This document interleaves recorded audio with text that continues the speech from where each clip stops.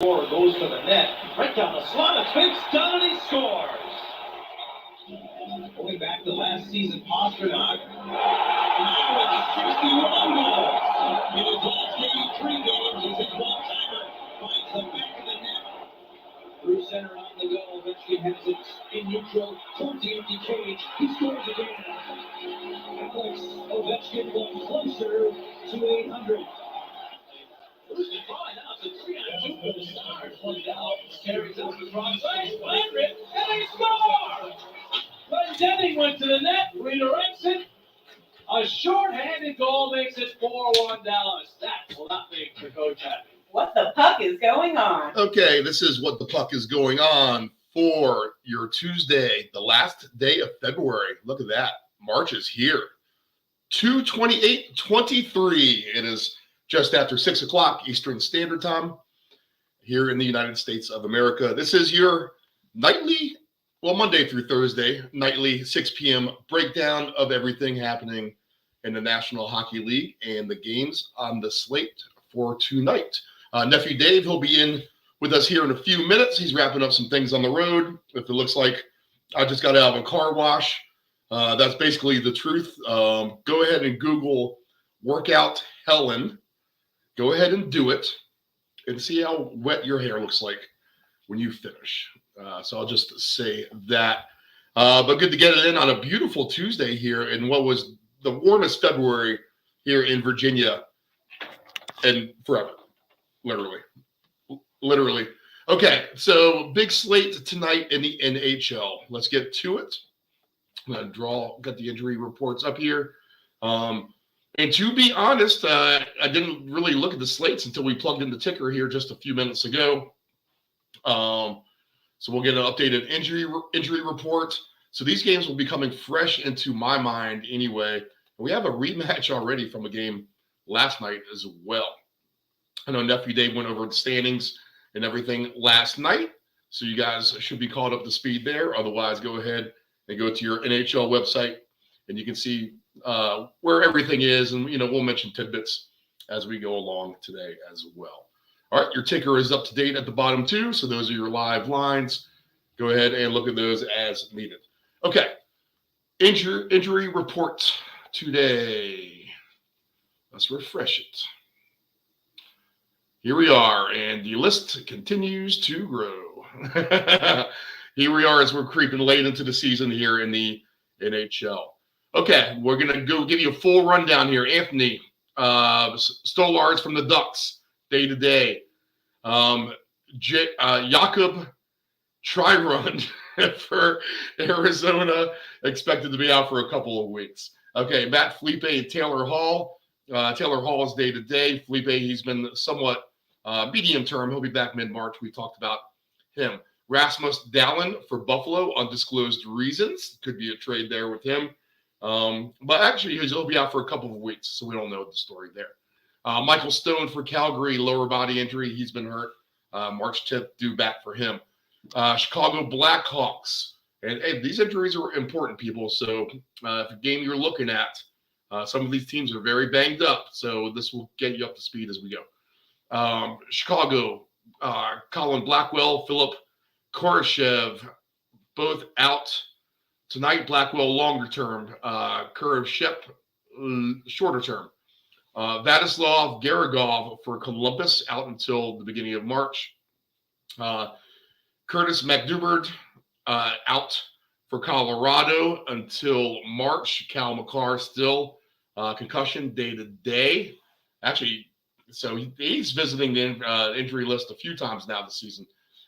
Joel Kiviranta for Dallas, day to day. Evander Kane, Edmonton, day to day. Trevor Moore for the Kings, upper body, out until March.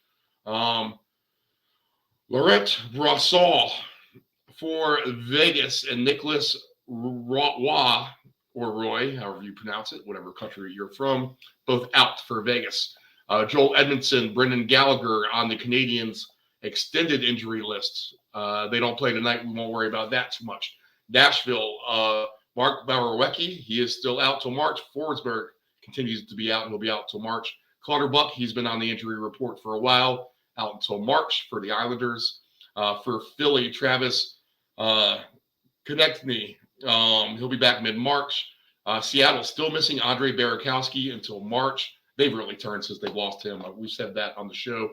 Timo Meyer, upper body injury for San Jose. They're playing a late game tonight. So he's day-to-day. Kevin LeBlanc, personal, out till March for San Jose. Also for the Sharks. Jonah Godovich, out until March. Vancouver, Riley Stillman, out until March. And Evgeny Kuznetsov for the Capitals has been added onto the injury report for illness. All right, so we'll get the team injury list broken down. We got the standings queued up. Nephew Dave will be in with us in a few minutes, but what we'll go ahead and do is we'll rock out this slate. And we have old soccer lines up here, which we do not need. Cheap ploy for the Friday soccer paycheck, 4:20 p.m. Eastern Standard Time on Friday. Oh, yeah. Okay. Quick programming note, too, before we get to the games. If you're an Inquisition Unknown listener, our first episode last week, unless we have a minor miracle after I get off the air and within that next hour of start time, I guess that show, season 1, episode 2, and there's a reason why I do it like that. Just because of the content alone. There's a lot to put in it, which I've done my share, but I think I'm going to have a couple of guests fall through now. So guest 1 and emergency guest 2. So I don't want to babble by myself. So we may have to put that on hold. Just a heads up there. Sorry, but when the delivered product comes out, it shall be great. Okay, Detroit Red Wings and the Senators, a game we saw last night. The Senators won 6-2. The Red Wings, I think I had a little tiny something on them, nothing crazy, like $5. In game, I took them at a goal and a half to the negative, and they went up 1-0. Everything looked fine and dandy, and then the Senators blew the Red Wings out of the water. So the officially hot Detroit Red Wings have officially cooled down now, from my perspective. Ottawa, let's see what they're doing as far as they go. 6-3-1 for the Senators here in their last 10. So they're playing much better. They only have a -8 puck differential now. So they scored 177 goals. They've only given up 185. So that's not nearly as bad as some other teams out there. So the Senators, and they're only 4 points behind the Capitals, if that tells you anything. They're only 4 points behind Florida, if that tells you anything. And Detroit in town again tonight, another big game. They're 4 points behind them. All these teams fighting for a playoff spot right now in the wild card. You have the Islanders and Pittsburgh occupying the 2 wild cards. From there, it's Buffalo trailing by a point. They're in action tonight. We'll get to their game in a second. And Detroit right there at 64. Florida, Washington all with 64. Florida plays tonight, big game for them. And Ottawa trying to hang in there at 60 points. So this is a big game for Ottawa in terms of the standings. You can't underappreciate this game at all. That's going to mean a lot for the home team. They're hot. Detroit now in their last 10 is now 7-3, although they did lose that one here last time out.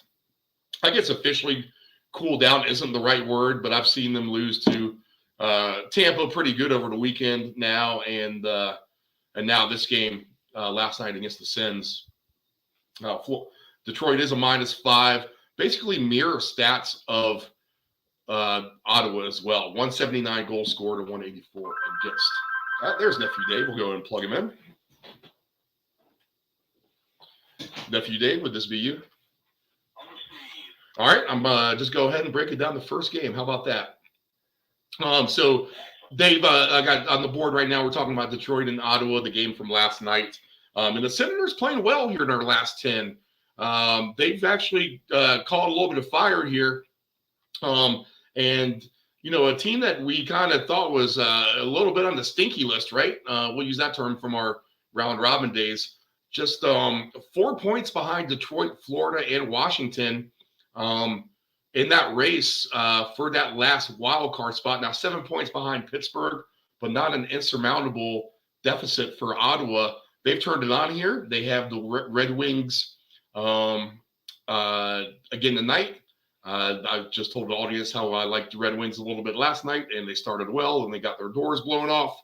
What's your take on the Senators in the game tonight? Yeah, Steve, so it's interesting, because Ottawa's definitely playing better.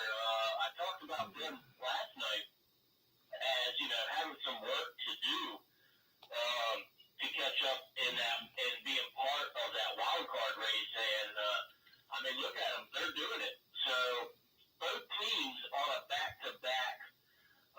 We saw, I believe, a 5-2 final last night in favor of Ottawa. I think it ended 6-2. I could be wrong on that. You might be right. It might have been. It might have been. I'd have to go back and double check, but it was one of those scores. So, back-to-backs, you might think, athletes, they can handle it. But I'll tell you, it's tough to play that game, in the grueling schedule that they have. So I think the point really that I'm getting to here is maybe look at the under here at 6.5. It's -115. Maybe we get a little bit lower scoring. Detroit kind of got their doors blown off. They're going to look to correct that. So I'm thinking we see, in my mind anyway, maybe more of a 4-2, 3-2, kind of somewhere in that scope, with both teams being on the back-to-back and a hard-fought game, especially by way of the Senators last night. And it's 6-2 last night, and I'll run down all the scores. That way we'll play the guessing game. Canucks 5-4 winners at Dallas. Bruins won 3-2. Another bummer for me, as both teams go under their team total. Bruins 3, Oilers 2. Nice pick by you for the Avalanche, 3-0 winners at home against the Golden Knights, and the Ducks 4-2 winners against the Blackhawks. Okay, full slate. Everything that you said makes sense, Dave, and especially considering that this is a huge game in terms of a wild card chase. We'll consider Ottawa still in there until they fall off a little bit more here. I think if they get the double-digit points behind, and you can kind of lose your excitement about them. But a win tonight, even with Pittsburgh being off, I don't think Pittsburgh's in the action tonight, are they? No, the Penguins are at the Predators tonight, so that they are in action tonight. So, yeah, so plenty of ground in the game for Ottawa. And like you said, when things get a little more tense on the ice, the defense stiffens up. And, yeah, that's maybe not a bad choice with the total there, to be honest, at under 6.5.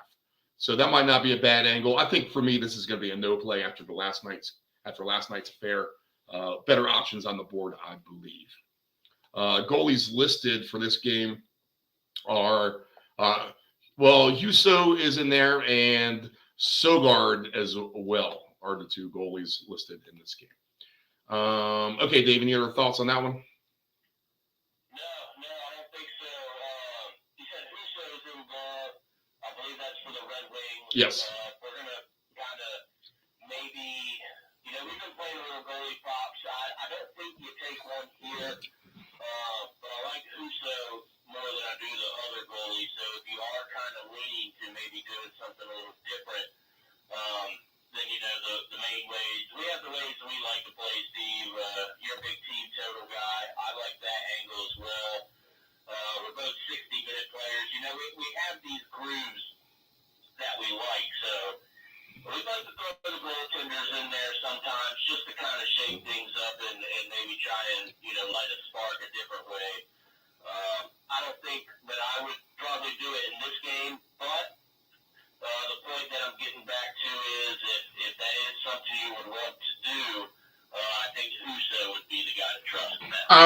And actually, too, Husso 2.83 goals against average, so that's not too bad. 9.90 save percentage. He is 23-14 on the year. 5 of those losses do come in overtime.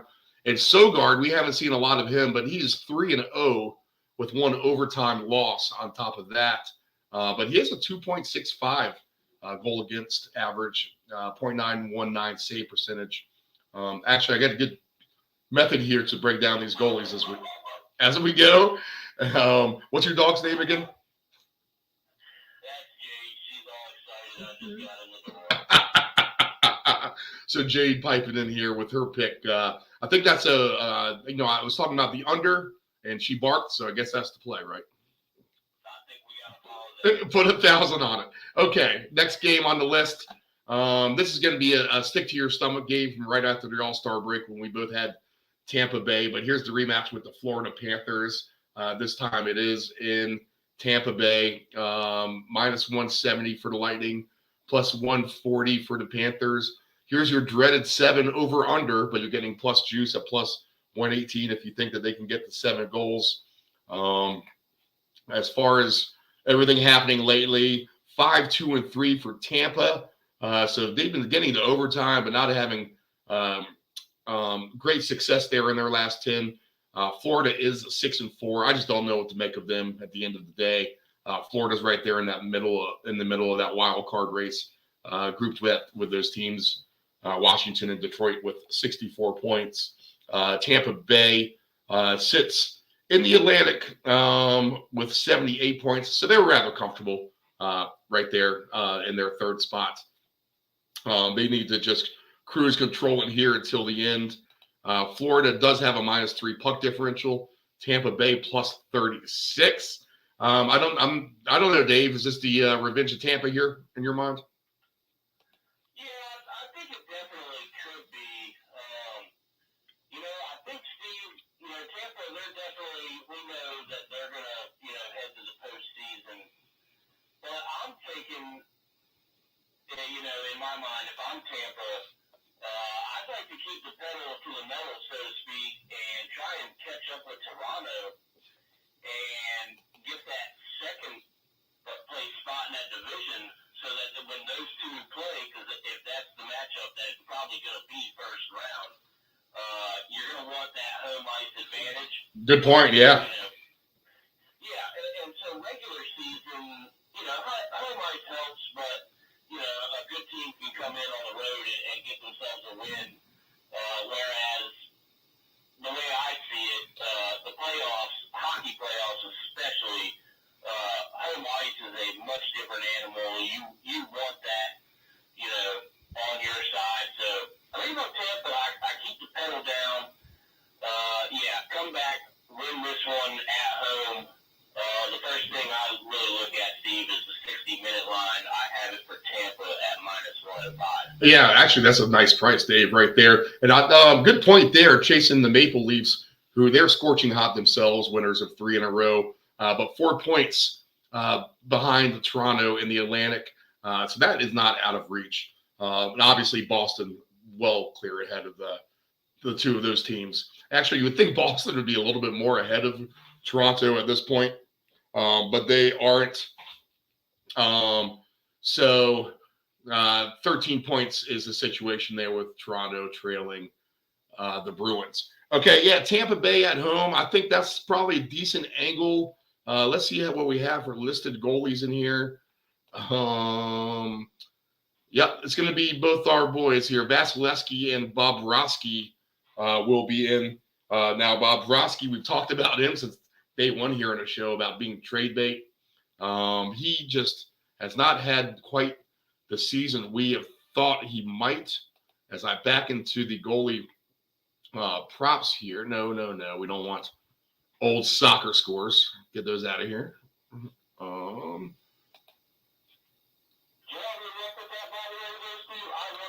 No,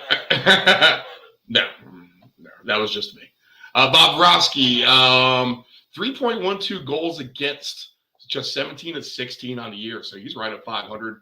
A little bit below if you take into account his 2 overtime losses. And, Vasilevsky is as solid as it gets, 28-14, 2.55 goals against for him. Dave, when ESPN, if you go to the Gamecast for the games, they have the goalie breakdowns on the left-hand side, just for the future. Yep. And if we go to the daily injuries, the team injuries, let's make sure we cover these two. because not everyone is on the actual daily list. Tampa Bay comes in fully healthy, so we're not going to worry about them at all. And Florida does come in somewhat banged up.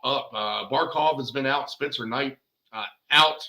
All these players are out until March. Giovanni Smith, Sam Bennett, Hornquist has been out. He's not. He's done for the season. So Florida definitely the more banged up team. I like the Tampa angle here that you have just come up with, and I think Dave, I would actually trust a puck line in this scenario. And I wouldn't be surprised to see Tampa Bay win by multiple goals, to be honest, just because of the injuries too sustained by Florida. If we look at an alternate puck line here, and those weird alternate lines I sent you yesterday, Dave, I just saw them that one time, and I haven't seen them on any other game, so I'm not sure what the dealio is with that. Tampa, if you want to lay 2.5, is plus 240. I can actually see that happening tonight. I think the safe bet, though, would be this. Over 3.5 Tampa goals is at minus 122. I think you can get home with that play myself. Okay, anything else on that one, Dave? No, actually, Steve, under that 60-minute line play, I think you may have talked me into something there. I could definitely see Tampa at home winning by a couple scores. So, you know what? I like that, too. So, that's very good to bring to the table. And that's probably going to be something that I look at come year soon. Okay, we'll queue up the next game here. We will get the Sabres as they host the Blue Jackets. Let's see here as I click around. The Sabres minus 220. Come back on the Blue Jackets is plus 180. Here's our dreaded over 7 goals again. I can't trust Columbus to help contribute to that at all, to be honest. So I'll stay away from that number for sure. Buffalo, right there, 1 point out of the wild card race. Man, you were getting a good number on Buffalo just a month ago to make the playoffs. Plus, like nearly 5-1 odds too, I think. Plus 17 points on their plus 17 goals on their differential. They have won 3 in a row now, but they were kind of teetering a little bit before that, but have stabled the ship here with 3 straight wins.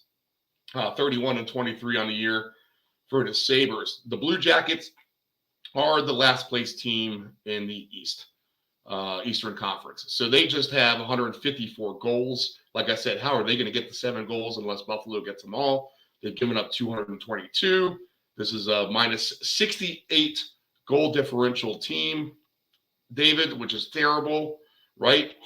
Anaheim hasn't quite got to 100 yet. We talked about that last week. They're a minus 98. But Columbus now, but they've 4-3-3 in their last 10, so not the worst. They did lose in overtime their last time out. But how about this, Dave? Just 6-17-4 on the road. Buffalo, not the best home team, to be honest. 12-15-2. But considering where Buffalo is in the standings and literally 1 point behind Pittsburgh to be in the playoffs, you got to think this is a huge motivation for them tonight. You really got to question the motivation of the Blue Jackets. Columbus, they do come in, let's see here, with several injuries. Garikov, Adam Boquist, Jake Bean, Gustav Nyquist, Jacob Voracek, Zach Werenski. All these players are long-term injuries for the most part. Justin Danforth, he's basically done for the season too. So Columbus is fully brutalized on the injury report. Rasmus Dahlin out. We talked about him earlier. Alex Tuck and Ben Bishop, he's been gone. He's gone for the season, as we knew, with his knee injury. So Buffalo, the healthier team, the more motivated team. And honestly, Dave, I could see this in the same boat as the last game we talked about. I could see Buffalo having a big night here. I think if you wanted to take a puck line, minus 2.5 pays plus 186. Minus 3.5 is really sketchy, but I would not be shocked if they covered that, and it pays a plus 470. Considering just because of the goal total, I think they're really expecting Buffalo to score a lot of goals in this game. Not so much by Columbus. So that gives me a hint to play that big alt line here. Over 3.5 goals for Buffalo is at -138. Goalies listed tonight are Craig Anderson and Elvis Merzlikins. I always love saying that name. If we look at these guys, Merzlikins for the Blue Jackets, 6-15 overall, terrible. 4.14 goals against, just a .876 save percentage. And is this the first start here for no? What am I looking at here? Hold on, stand by. Too much to click through. Yeah, Craig Anderson, 9-7 on the year, but he has a 2.70 goals against, save percentage .920 for Anderson. So I like the Sabres at home, and I like them big. What about you, Dave? Yeah, Steve, I think this one's pretty simple at the end of the day. Look at what Buffalo did to the Capitals just a couple nights ago. They put up a 7 spot. That game ended up being 7-4, so that was a bit of a high-scoring game. But yeah, I think if you want to do anything here, take a shot with that puck line. I even have it at -1.5. +110, and so on and so on. So if you're looking for some value, I think you can give Sabres on the puck line a shot. If you wanted to kind of go with something a little more that you think would happen, we have the Sabres 60-minute line at -135. So I think we pretty much got the green light either way for the side of Buffalo. Dave, you like this. Tampa Bay just on a straight money line, and Buffalo on a straight money line. No overtime, pays +130. Yeah, that's not terrible, Steve. I think that's probably, if you're looking for a bet like that, then I think you got pretty good odds on that. All right, next game on the slate. That is a 7:30 face-off to in Buffalo. Pittsburgh is at Nashville, 8 o'clock Eastern. Face-off, the Pens -145 on the road. The Predators are +120 at home. Nashville, if I look at the standings here, and I haven't seen it, I'm going to guess they're decently hot. Over-under is 6.5. Pittsburgh just 5-5 in their last 10, but they have won 2 in a row. Just a +2 goal differential, and they do occupy that last spot in the playoffs. And if we go ahead and look at Nashville in the Western Conference, look at Nashville sneaking up there towards playoff spot themselves. They trail Seattle by 6 points for that last spot, but they're winners of 3 in a row. Yes, Nashville is a little bit hot here. 6-4, and how about this? Nashville is one of those teams where if you take overtime away, they were over 500 in regulation. If you discount the overtime games, they're over 500 in regulation at home and away. They've only scored 169 goals, but they don't give up many either, only 171. Pittsburgh been having issues scoring, I think, all season, to be honest. I'm not sure. I mean, I jumped off this ship long ago, but taking the team goals over for Pittsburgh is not a lucrative investment. And you think it would be with the names that they have on offense and the firepower that they can produce. But they've gotten no help from their defensemen as far as offensive output goes. If I go to the injuries one more time here, if we go to Pittsburgh, let's see. Pauling and Powlin are hurt. That's about it. Nothing too crazy for them. Powlin a little bit long-term. Ryan Poling will be back here in a couple days. Nashville. We talked about them. Philip Forsberg, he's been out. Borowiecki, he's been out.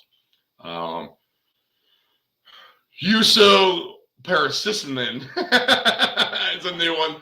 He's day-to-day as the center, and Ryan Johansson here. He's out. He's gone for the season. He has a substantial leg injury at this point, so he's done. But the Predators are playing feisty. They're playing hard. They might be the team in the West that no one's talking about, that they're going to kind of sneak up and grab a wild card spot. I think if you look at this on paper, you're like, this should be a layup for Pittsburgh. No, if you don't look at this on paper, I think you think that this may be a layup for Pittsburgh. I don't think that's the case. Saros and Tristan Yari for the Penguins are the two goalies tonight. If we go ahead and break them down, and I click on to my goalies here. I feel like I missed. No, I guess I put that game up. I was looking at the Islanders Wild game. I'm like, I don't remember putting that on the ticker. But that's coming up next. I think it's on the ticker. Yeah, that's an 8 p.m. So that's next on our list, probably. Yari is 17-7-5 on the year, 2.79 goals against, which is pretty good. And Saros is good, 23-16, 2.80. Dave, I like the under in this game. I wouldn't take any of these teams as far as any kind of overplay. I'm not going to trust the Penguins to win. Maybe even a Nashville money line I could be interested in. But again, they had to beat Pittsburgh, which I'm not fully convinced about. But Pittsburgh is a playoff team at the end of the day. But I think the under is a good play here. What are you looking at?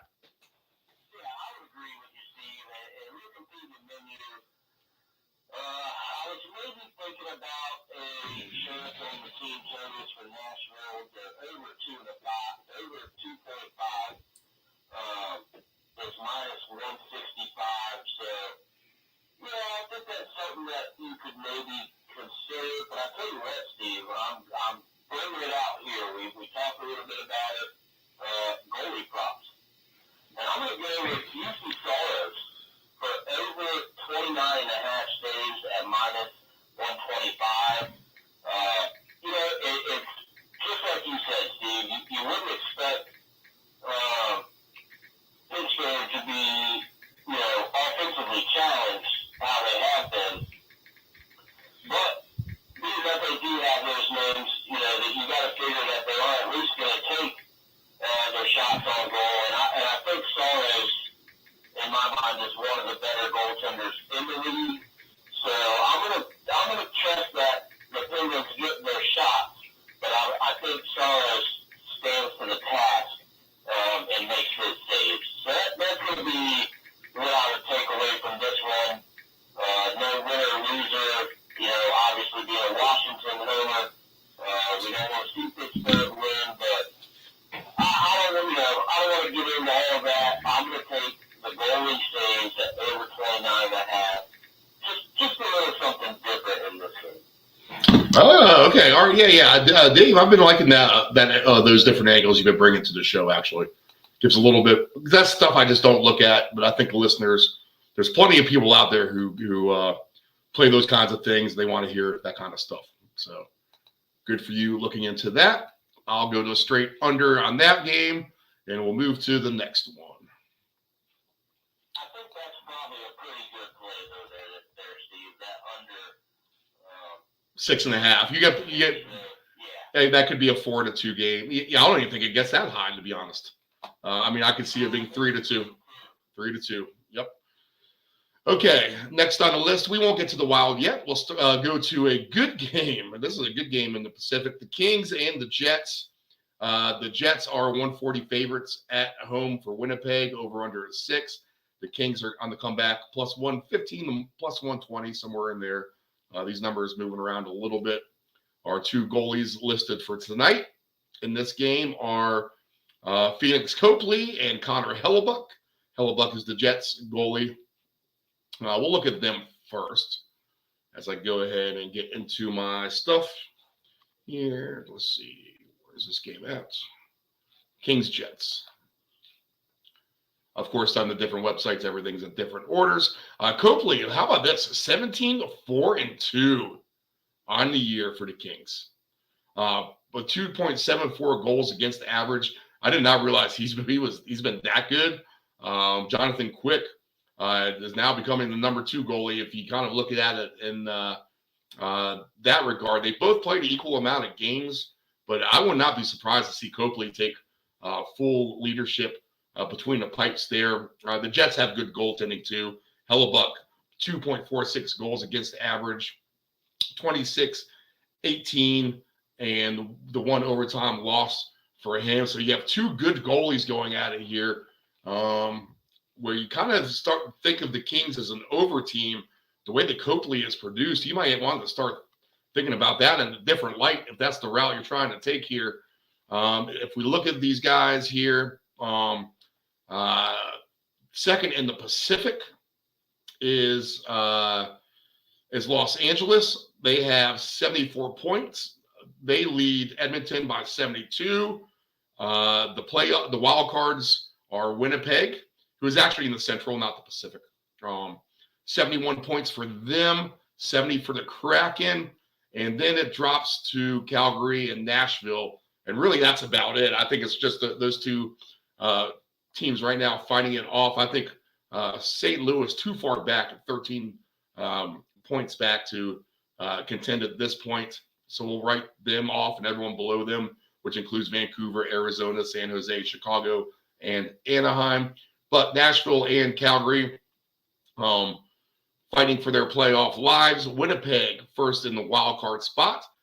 But Winnipeg also has 71 points. They're tied now for third here in the Central. So they've dropped off just a hair. They're 4-6 in their last 10. They have lost 3 in a row. So that is concerning that they should right the ship. The Kings 500. They've lost a couple of games here in overtime this last 10. The Kings good on the road though, 16-11-6. One more time on the injury report here. Los Angeles pretty much free and clear. Let's not worry about that too much. And if we look at Winnipeg, the Jets, I believe they had some injury issues. Yes, they do have a few. Mason, these are all, for the most part, longer-term injuries. You know what? We're on March already, Dave. It's the end of, I see March on here. I'm thinking longer-term. Here we are. Tomorrow is March, right? Mason Appleton out. Pierre-Luc Dubois out. David Gustafson out. And Cole Perfetti. He's going to be the longer-term injury out until April. This is a tough game, to be honest, Dave. I could actually see this being an under game too. To be honest, I think there's probably better plays on the board, so I'll take a pass. Yeah, even under 6 minus 130. I would like to see a 6.5 at this. I know the Kings are a little bit of a darling to you. I'm going to take a pass on this one. I think all together. What do you like? Yeah, Steve. So, I was just getting ready to say, when we round out the show and we look at the futures, I would talk about LA being my dark horse out there in the West. So yeah, I got a little bit of love for him, I guess you could say. But with that being said, I think in this game I'm always going to look at real plays, and I'm just going to kind of trust LA. Take advantage of the Jets kind of struggling a little bit. And I'd look at them on the money line at plus 110. And then I'd also look at the 60-minute line at plus 185 for the Kings. Like I said, just kind of trusting them to get it done on the road. They are a pretty decent road team. But I think there's an obscure angle that we could play in this one is with two opponents like this, I wouldn't rule out a little bit of overtime either. So you're going to a nice price for that. So I think that's something if you want to take a little bit more of a shot. Like I said, I could see some overtime here, but I myself would only go about it 2 ways, and that's just kind of trusting for LA to get it done on the road. All right, and I'll take a full pass on that one. It seems to be a good game. Both teams playoff contention. So let's go ahead and see what we got next on this full slate of good games tonight. Next game on the list. Here we go. Islanders and the Wild. Islanders are 120, 125 dogs. The Wild right around minus 145. Over under 5. Dave, when's the last time we've seen that? Over is minus 138. Under is plus 112. The goaltending, the goaltending involves tonight the regulars, Philip Gustafson for Minnesota, Ilya Sorokin for the Islanders. Back to the injury report. Islanders, Clutterbuck, we talked about him still being updated to be out. Jean Gabriel Peugeot out. Matthew Barzell still out. Oliver Wahlstrom still out. All these players expected to be back sometime in March. Man, I keep scrolling by the Montreal injury list, and my jaw drops when I see it. It's big. Yeah, Columbus is big too. Chicago is big, getting up there now too. To be honest, keep that in mind for tonight's game. Let's see. Where is Minnesota? I guess it's under the M's, Steve, right? Maybe they're healthy. That's why I missed them. Just a couple of players. Marcus Johansson, he's just sick. He'll be back soon. And Jonas Brodin as well. He'll be back in a couple of days. So Minnesota, relatively healthy. As far as star power goes, they have their stars. The Islanders don't, for the most part. They still have Bo Horvat and players like that. But you know what, Dave? I mean, they're expecting a defensive battle here. I'm not going to take the under in this game. I guess this is another pass for me. I don't find I can't take the Islanders on the road, and that Minnesota just isn't the team I've been playing. So I'm going to be full out on this one. I could definitely see this being a 2-1 game, though. What do you think? Oh, yeah, all day long, Steve. I have the over at 5.5. Yeah, so that if that's a number you have, yes, look for fives. If there's 5 and 5.5s out there, find the 5.5. Right. Yes. I have it at minus 140. So that would be my play with this game. With all the injuries and whatnot, we're just going to hope for a defensive battle. And also, too, it's worth noting you saw there on the injury report, Marcus Johansson for the Minnesota Wild. He had actually just been traded today from the Washington Capitals. Oh, okay. All right. So we missed that. Yeah, we are up against the trade deadline. I guess that would be a good thing to look at before we get on the show with the trades. There's been a few trades. I can't say they're semi under the radar. I think some of these teams have acquired good players. But yes, we'd be well to do a draft tracker. What do you get? I'll go ahead and get one here at the end when you're rambling, and we'll update everyone with that. But yeah, pass for me. Anything else with you on this one? No, just since I do have that 5.5 number, I think that's probably a pretty good play in this one with the defensive block here. Okay. All right. We'll go commercial free. We got 14 minutes until face off. We'll try to squeeze these 4 games in, do a quick trade recap, and quick little playoff odds dealio here. So we'll wrap up with all that. The Kraken are at St. Louis, another 8 o'clock game. Kraken minus 150 on the road. The Blues plus 125 on the comeback. Over under 6.5. The over is juiced plus 102. Under minus 124. The Kraken just aren't the same team, Dave, without Burakovsky, to be honest. So it's amazing how good he actually is, right? And he's shown 3 different teams now. He's been a really good player. Is Andre Burakovsky, Capitals, Avalanche, and now for the Kraken. But he's been hurt. Seattle clinging on to that last wild card spot with Calgary. Not really in hot pursuit, but Nashville is, I would say. Calgary stumbling a little bit down here in the last 10. But Seattle just 3-6-1 in their last 10, losers of 3 in a row. But this is a potential get right spot. They get the Blues. I mean, this is a game they want to try to get going in the win column here. The Blues just 13-13-4 at the home. They've lost 2 games in a row in overtime. We talked about them basically being out of contention, and they have given up 215 goals on the season, where Seattle has scored 203.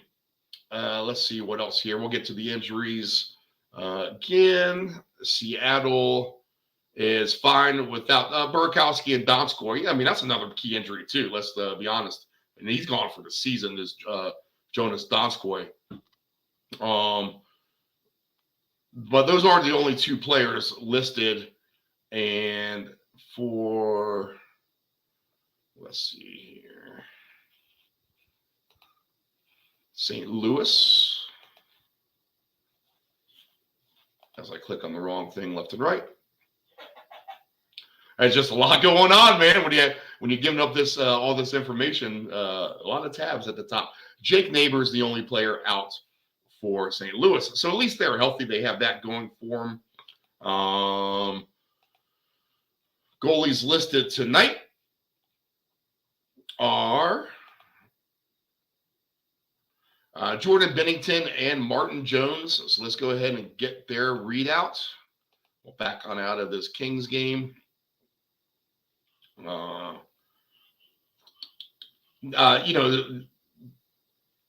Very good goaltending in the Wild Islanders game as I look at that again. Okay, Kraken and Blues here. Sorry, trying to get everyone out fast, and here you have to listen to me scrolling. Bennington is 21-20 on the season, so not the greatest year for the Blues goaltender, who's had really decent years in past, 3.27 goals against for him. And who did we say the Kraken goalie was? Jones, right? Okay, so he is 23-10 on the year, 2.93. I guess you give the advantage to just the goaltending principles alone to the Kraken. I don't know, Dave. Well, that's what Jade says. She likes the Kraken, apparently. So that's my pick. Let's take Seattle.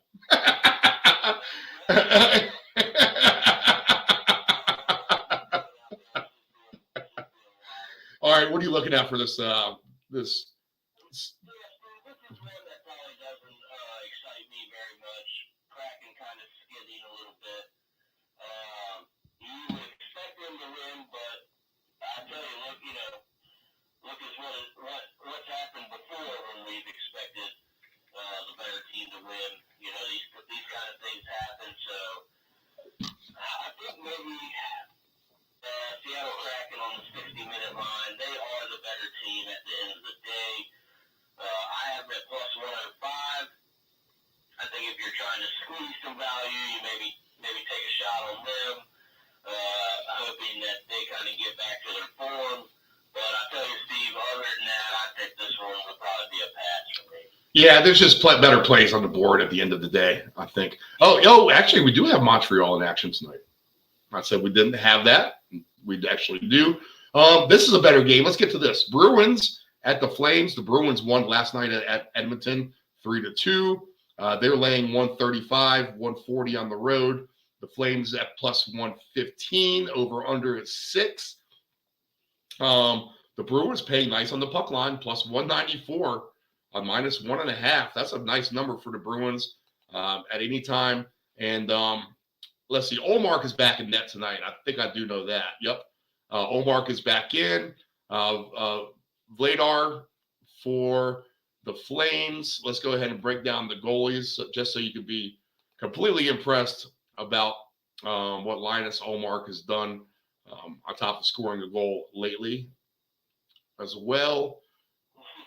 Bruins are, how about this? Olmark 34-1, 1.86 goals against. Give him the trophy for the best goalie. That's a lock at this point. Vladar 12-6 though, 2.90. So he's having a decent year. 5 losses in overtime. But Vladar has gotten some points for the Flames when needed, and spelling out Jacob Markstrom. But Calgary has been kind of, we talked about it a little bit before. They lost one in a row, 3-4-3, and their last 10. They're not overly impressive at home. 15-11-2, just a +3 goal differential. They've scored 190, given up 187. And then Boston has all the beautiful stats. 219 for goals scored, only 124 against. They're a plus 95, 21-6-2 on the road, and winners of 6 in a row are the Bruins. I mean, how do you not jump on board that? I mean, right? I mean, you got to play them until the wheels fall off. And if you're getting 2-1s on the puck line, even on the back-to-back night, Calgary hasn't been playing well. Go ahead and give me the Bruins on the puck line, I think. What do you think, Dave? Yeah, Steve. I mean, I have minus, 1.5 puck line for Boston at plus 200. I mean, God, you gotta love that. That's a great number. But I think I have 2 plays here that I really like. Boston on the 60-minute line seems to be a 60-minute line type of night for me. That's a plus 125. But here's one that I would definitely take a look at too, and I'm actually really thinking about it. Pasternak, anytime score at plus 105. He's usually a minus 110 for that. So anytime that's plus money, why not take a shot at it? I mean, he's a key component of what they do there in Boston. So you know the puck is going to come through and go his way. So it just takes one shot. It's in the back of the net. Plus 105 cashes. If you pair that with a couple of other things going on tonight, you're getting pretty decent value out of a guy who scores quite a bit. Yeah. I think I would definitely take a look there. I actually like that play. I think you can take Pasternak almost every night and break even. You feel like at the end of the day, worst case scenario, if you want to do a player prop, he's having as good as a season as Olmark is, to be honest, if you look at it in that regard. But yeah, too much firepower here for the Bruins in this game, Dave, I think, for sure. Yeah, absolutely. Okay, let's get to the Blackhawks. We talked about their injury list growing. They're at Arizona for 9 p.m. face-off, minus 192. When do you see Arizona this high of a favorite? They have to win this game, right? I mean, over-under is 6.5. It's not like they're super healthy either. To be honest, Arizona has some players on the injury list too. If we look at them on the injury list, Josh Brown, Shea Weber, Andrew Ladd, Jakob Tritron. Is that his name? I think I tried to say that one earlier. I'm not sure. Chicharin, is that how it is? Okay, all right. Yeah, see, you're the expert on the foreign names here, David. Let's see here. As far as the goalies go, let's see who they have listed. I'm surprised that we got 100. I was waiting for it. All right. I was waiting for it. We're bound to have at least one game where there's going to be a goalie not listed. And it is this one right here with the later game tonight. The goalie in net tonight right now is Vejmelka. He's the only. He's the Coyotes goalie. 15-8-5 for him. 3.38 goal against, save percentage 0.903. Is it going to be Stalock? I'm not sure who played last night in net for the Blackhawks. I'm not going to dig too deep into that one. The Blackhawks are banged up. They lost last night in Anaheim. There's neither one of these teams is good. I'm not so sure why you're going to spend too much time on this overall completely, but we'll give you the stats as they break down. As we have two of the bottom feeders here. Minus 150, minus 51 goal differential for Arizona, minus 62 for the Blackhawks. So neither team can score. They both give up a ton of goals. Arizona is 4-2-4 in their last 10, but they've lost 2 in a row. How about this? The Blackhawks. Yeah, let me update this. Looters are 1 in a row here. But they did win 5 in a row before that and 6-4 in their last 10. Let's see here. If we look at, I don't even know what to look at, to be honest, Dave. No play for me on this one. What do you think?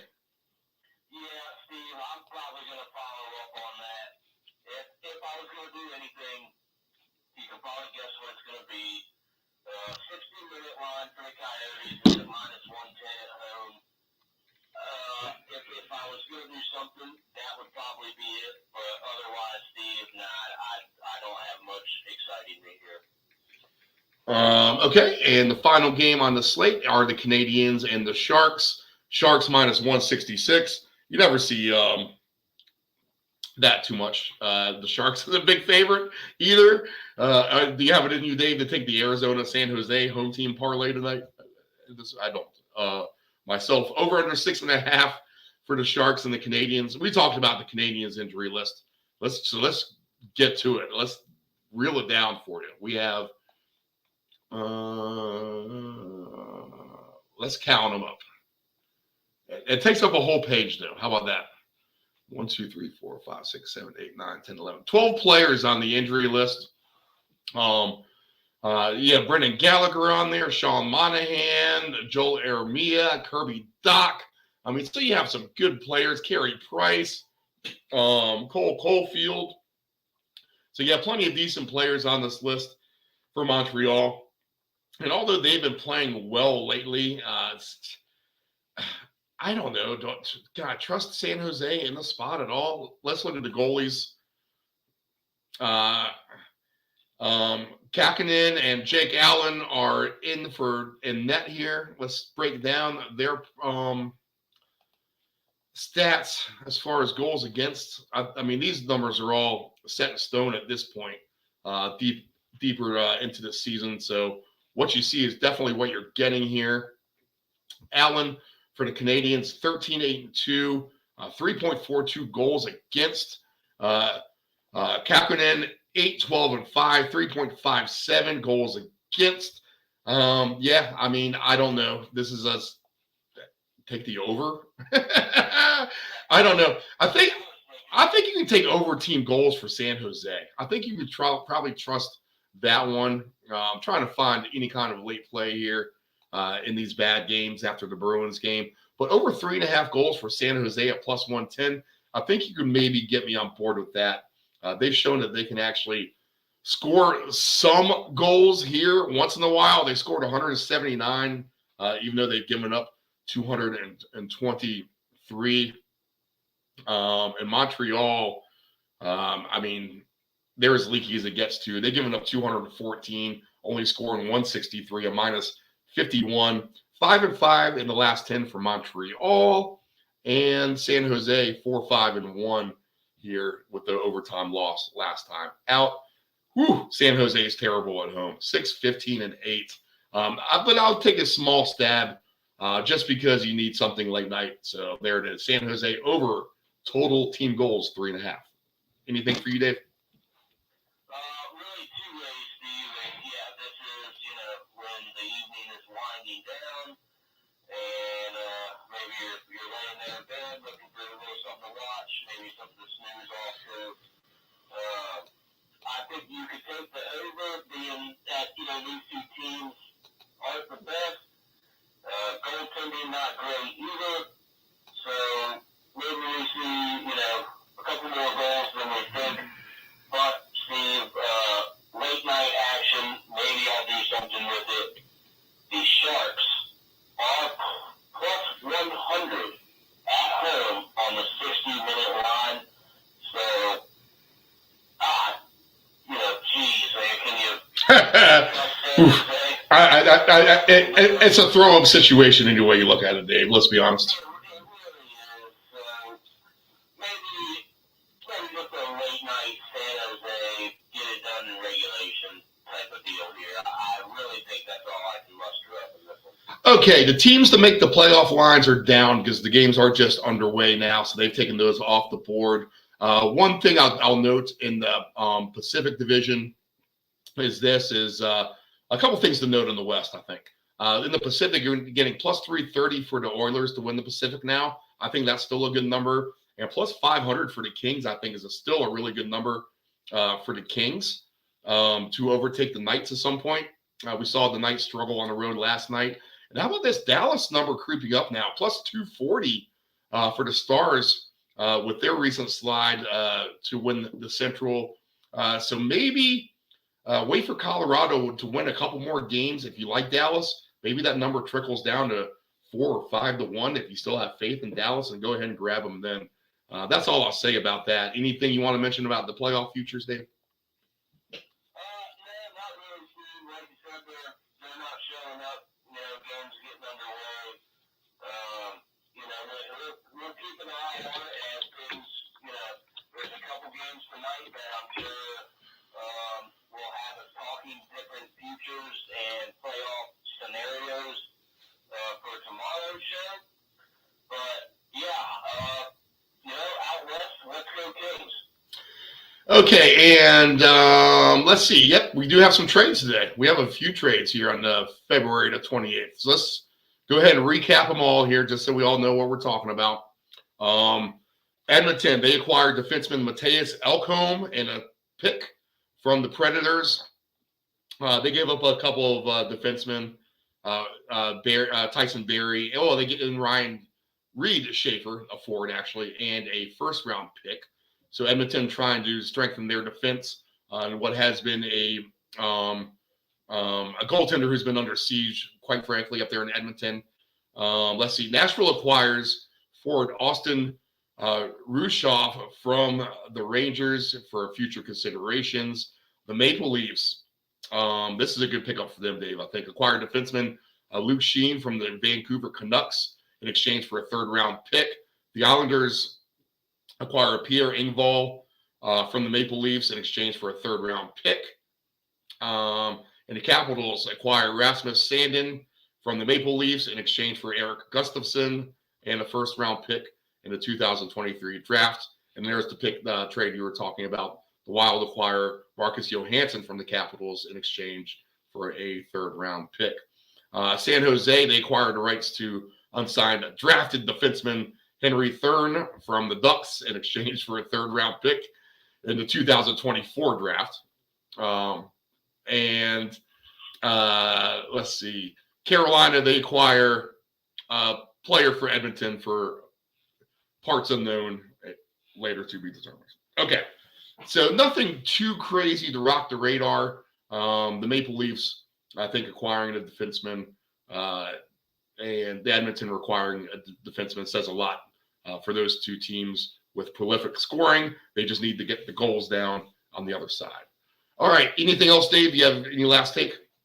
Go ahead and give your picks for tonight. How about that? Official again. Yeah, so the picks we're going to go,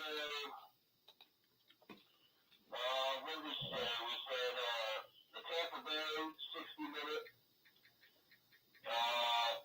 Columbus, yeah, we didn't like that, so I don't know. I'm going to take the Lightning over 60-minute line, the Kings 60-minute, and the under there in Nashville and Pittsburgh.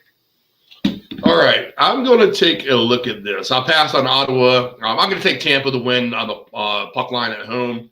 I think they can blow them out, actually. Same with Buffalo. That's a blowout scenario. If you take those two teams straight up real quick on the live line, you can get plus 130 or so.